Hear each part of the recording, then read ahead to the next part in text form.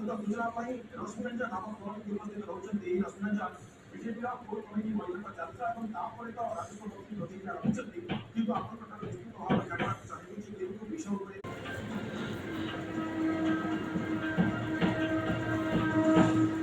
ଦେଖନ୍ତୁ ଏବେ ଦୁର୍ଗା ଯୋଭଳି ଭାବରେ ଆପଣ ଦେଖିବେ ଦିନ ତମାମ ଆଜି କୋର୍ କମିଟି ବୈଠକ ଅନୁଷ୍ଠିତ ହୋଇଥିଲା। ଏଥିରେ କେନ୍ଦ୍ରୀୟ ପଦାଧିକାରୀ ଏବଂ ତା ସହିତ ରାଜ୍ୟ ପଦାଧିକାରୀମାନେ ଯୋଗ ଦେଇଥିଲେ ଏବଂ ଏହି ଯେଉଁ ବୈଠକରେ ଖାସ୍ କରି ୟୁପି ସରକାରଙ୍କ ଯେଉଁ 8 ମାସ ଭିତରେ ସରକାରଙ୍କର ଯେଉଁ ବିଭିନ୍ନ କାର୍ଯ୍ୟକ୍ରମ ବିଭିନ୍ନ ଯୋଜନା ଏବଂ ତାହା କିଭଳି ସାଧାରଣ ଲୋକଙ୍କ ପାଖରେ ଘରେ ଘରେ ପହଞ୍ଚି ପାରିବ ତା ଉପରେ ଅଧିକ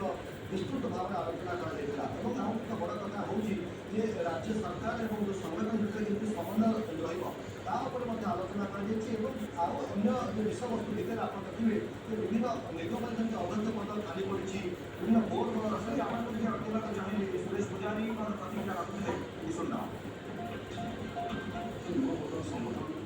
निर्वाचन संपूर्ण होला अनुसार सभापति निर्वाचन हम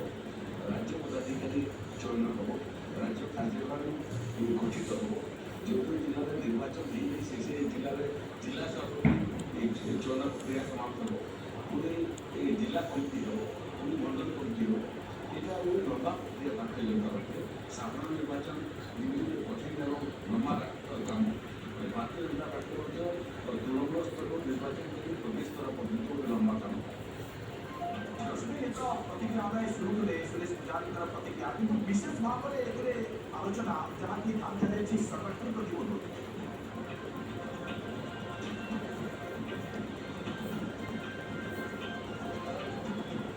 ନିହାତି ଭାବରେ ଆପଣ ଦେଖନ୍ତୁ ଯେତେବେଳେ ସରକାର